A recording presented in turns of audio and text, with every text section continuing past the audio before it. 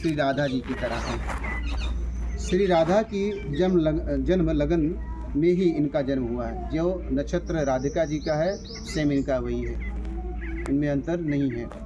और ये राधिका जी की मौसी की लड़की है। किनकी है? इनकी मौसी की लड़की है। विद्युत की तरह अंग कांति, यानी विद्युत मतलब जैसे गोरी है, राधिका जैसे गोरी है ना, ऐसी चमकीली चमकती हुई सुंदर अंग कांति है। विद्युत की तरह अंग कांति, तारावली की तरह वस्त्र, वस्त्र कैसे? सफ़ेद, जैसे तारा नहीं चमकता ऐसे। पिता का नाम पावन, और जटिला की बहन की लड़की दक्षिणा इनकी माता है। कुटिला और जटिला है ना, नाम सुना ना? जटिला की बहन की लड़की, यानी जटिला की बहन की लड़की हुई तो मौसी हुई ना, इनकी माता है। पति का नाम वाहिक गोप है, और विशाखा युगल के परिहास विषय में विशारद नर्म सखी है। सखी, प्रिय नर्म सखी, बहुत प्रकार की सखी, उसमें प्रिय नर्म सखी है, यानी राधिका जी की प्रिय सखी है। क्या है? प्रिय नर्म सखी है। और परिहास में विशारद है। परिहास मतलब मजाक बहुत करने, मजाक के लोग होते हैं ना, मजाक करने में, हंसाने में। हाँ, जो रोता हो तो उसको भी क्या है? हंसा देवे। क्या है? ऐसे हास परिहास करने में बहुत माहिर हैं। इनकी मंत्रणा दुर्लभ है। श्री कृष्ण के प्रति परिहास वाक प्रयोग करने में अद्वितीय हैं, यानी कृष्ण से साथ मजाक करने में बहुत माहिर हैं।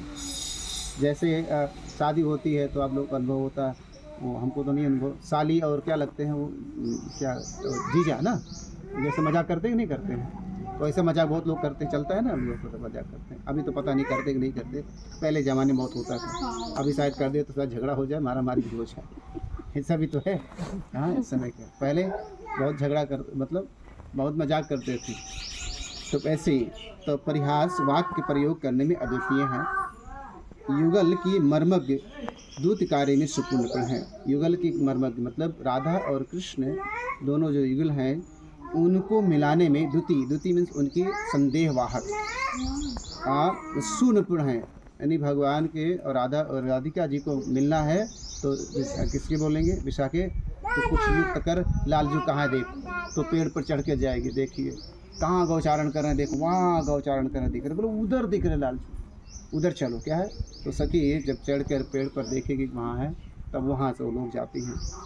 श्री युगल के पारस्परिक मदन कला में समदास भेद नीति निपुण है, यानी श्री युगल यानी राधा और कृष्ण दोनों युगल की पारस्परिक मदन में काम में, लीला में, वह कला में जो भगवान के साथ विरह है राधिका जी का, उनमें सामदास भेद नीति में निपुण है। भेद मतलब युक्ति कैसे लगाकर उनके ठाकुर जी से मिले और कैसे मिलाएं एक दूसरे को, कैसे वो दोनों लाल और प्रिया जी सुखी हों, वो हमेशा उसमें निपुण हैं।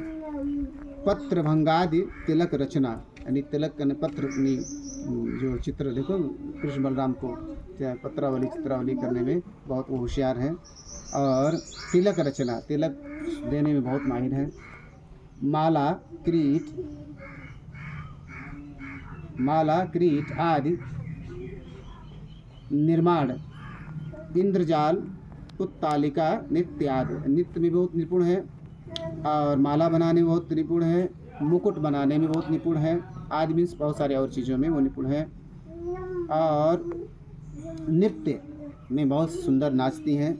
सूर्य पूजा की सामग्री रचना, और विभिन्न भाषाएं, बहुत भाषा उनको आती है।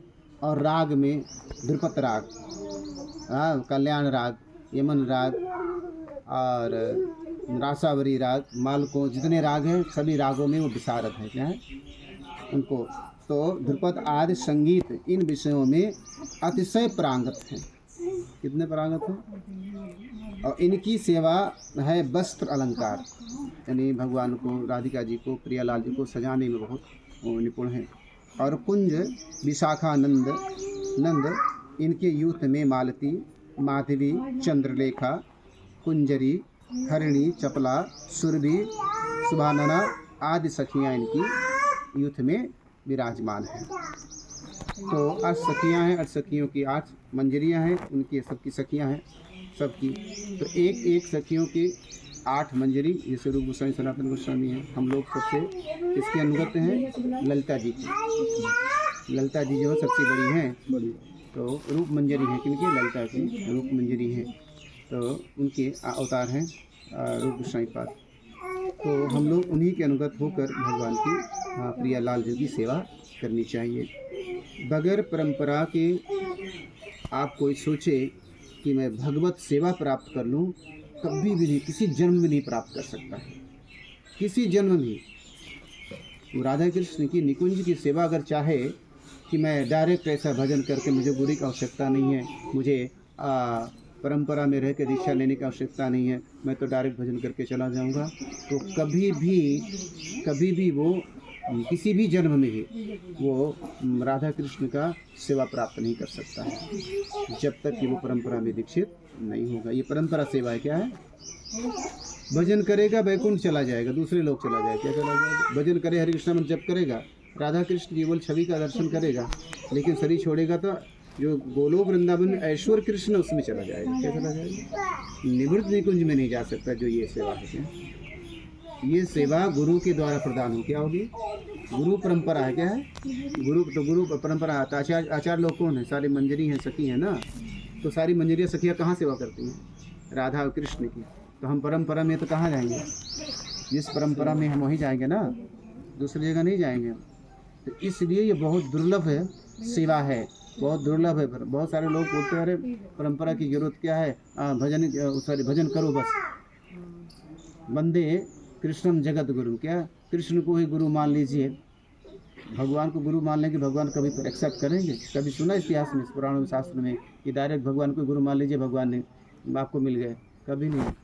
जितने ऋषि मुनि देख लीजिए, सारे ऋषि मुनियों सब परंपरा में क्या है, और परंपरा के अनुगत ही सेवा किया तो भगवान को प्राप्त किया। और उन ऋषि में से ब्रह्मा से लेकर नारद से सनकादि ऋषि, अत्रि, शिलभद्र, गावल, पराशर इत्यादि जितनी अनेक अनंत कोटि ऋषि मुनि हुए, उन सब ने भगवान का दर्शन किया, वैकुंठ को भी प्राप्त हुए।